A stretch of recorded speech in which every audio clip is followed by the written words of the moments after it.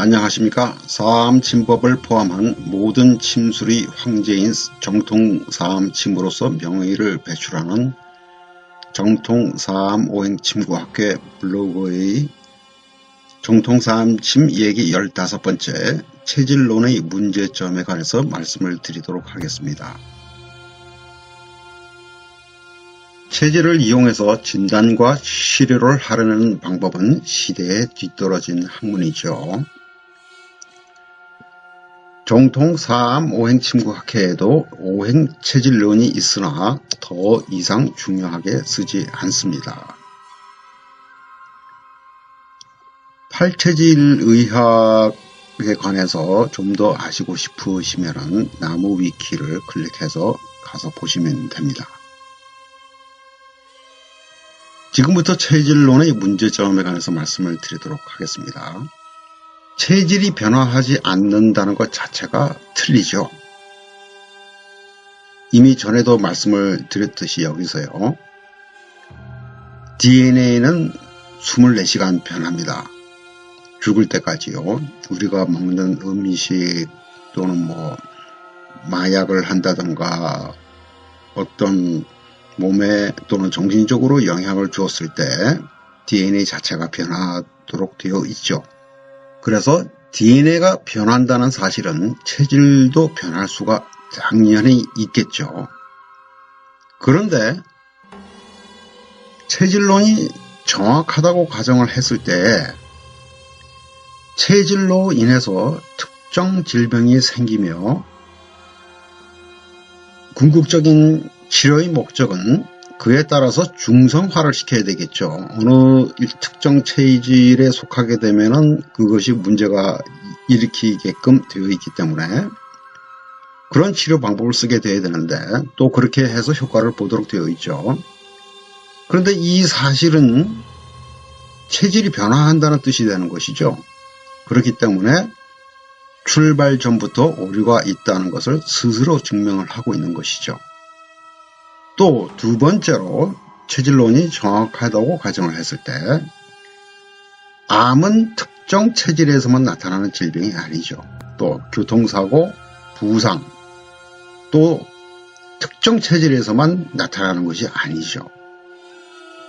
그리고 독약, GMO, 백신, 미세먼지, 공해, 화학물질, 양약 등이 체질에 따라서 피해를 입는 정도의 차이가 조금은 있을 수는 있겠죠. 그렇지만 특정 체질이라고 해서 피해를 받지 않는 것은 전혀 아니죠.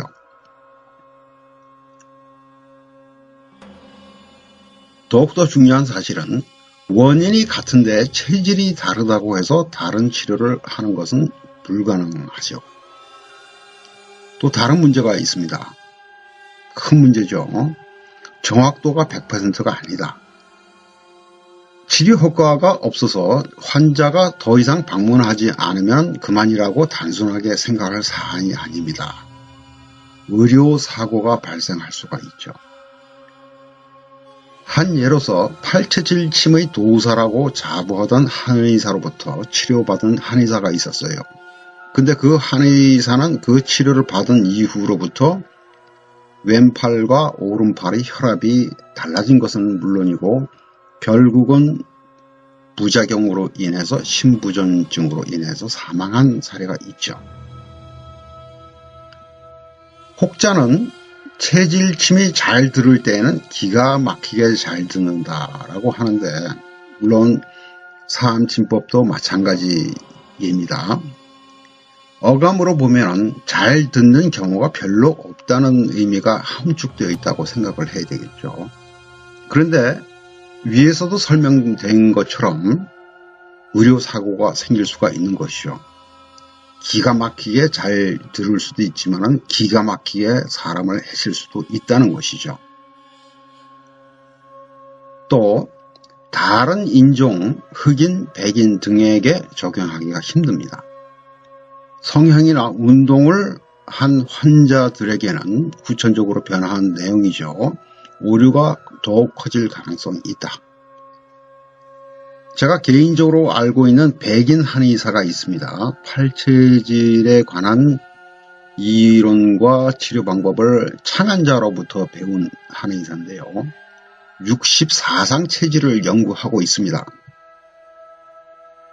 위에서 설명됐던 내용 자체로도 체질론의 한계점과 문제점이 있음을 모르는 결과죠. 설령 256상 체질을 연구한다고 해서 위에 설명된 문제점을 해결할 수가 없습니다. 혹자는 이러한 블로그의 글에 대해서 이 친구는 동업자 정신이 없다. 남의 학파, 학술 또는 이론을 이렇게 무시하고 반박해도 되느냐, 동업자끼리. 그게 아니죠. 후배 한의사들을 위해서 또 그 한의사들로부터 치료를 받는 국민들의 건강을 위해서 정확한 지식을 제공하는 것이 선배들의 몫이고 책임이고 권한이겠죠. 다시 한번 생각하시기 바랍니다. 체질론을 공부하시고 싶어 하시거나 또는 체질론을 쓰면서 환자들을 치료할 때 그런 당혹감을 갖지 않기 위해서는 빨리 포기를 하시는 것이 좋습니다. 환자들을 위해서는 더욱더 그렇습니다. 오늘은 여기까지입니다. 감사합니다. 안녕히 계십시오.